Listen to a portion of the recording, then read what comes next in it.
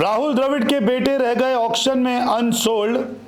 Auction की list ने सबको चौंकाया। कौन सबसे सस्ता और किस पे फ्रेंचाइजी ने मोटा पैसा लगाया? जी हां, ऑक्शन हुआ, तमाम टीमों ने पैसा लुटाया है। कौन सा सबसे महंगा खिलाड़ी बिका है और आखिरकार क्यों नहीं राहुल द्रविड़ के बेटे को कोई भी खरीदार मिला? दरअसल आईपीएल तो चल ही रही है, साथ साथ भारत में हर स्टेट अपनी अपनी लीग भी शुरू कर रहा है। जैसे उत्तर प्रदेश ने लीग शुरू की, इसके अलावा दिल्ली भी अपनी लीग शुरू करता है।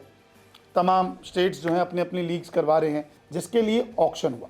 दरअसल ये लीग कोई और नहीं बल्कि Maharaja trophy, Karnataka state cricket association T20 का ऑक्शन था। और यही टूर्नामेंट है महाराजा ट्रॉफी, जिसके लिए कई सारे खिलाड़ियों पर बोली लगाई गई।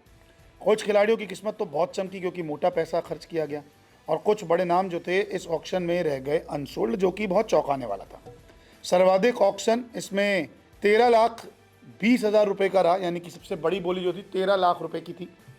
और ये बोली किसी और पे नहीं बल्कि भारतीय खिलाड़ी देवदत्त पडिक्कल पर लगाई गई है। जी हाँ, इस ऑक्शन में सबसे महंगे खिलाड़ी जो हैं देवदत्त पडिक्कल साबित हुए हैं और 13,20,000 रुपये इन पर खर्च किए हैं हुबली टाइगर्स ने, और इनको अपने साथ जोड़ लिया है।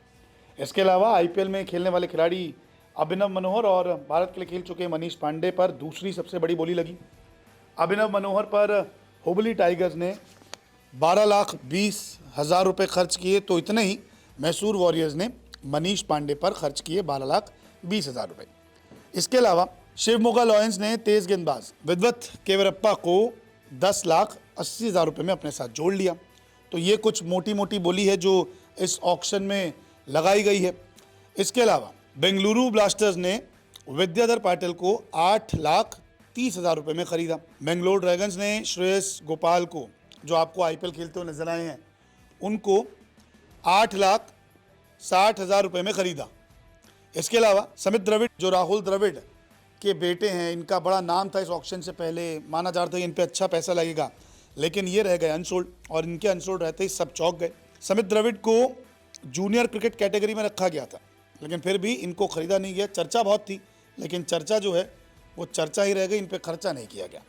इसके अलावा केवी सिद्धार्थ को 6,10,000 में खरीदा। मोनीश रेड्डी को 4.65 लाख में खरीदा गया। लविश कौश को 7,75,000 में खरीदा गया। निकिन जोस को 1 लाख रुपए में खरीदा गया, जो सबसे सस्ते माने जा रहे हैं। और ये टूर्नामेंट जो है 11 से 27 अगस्त तक चलेगा।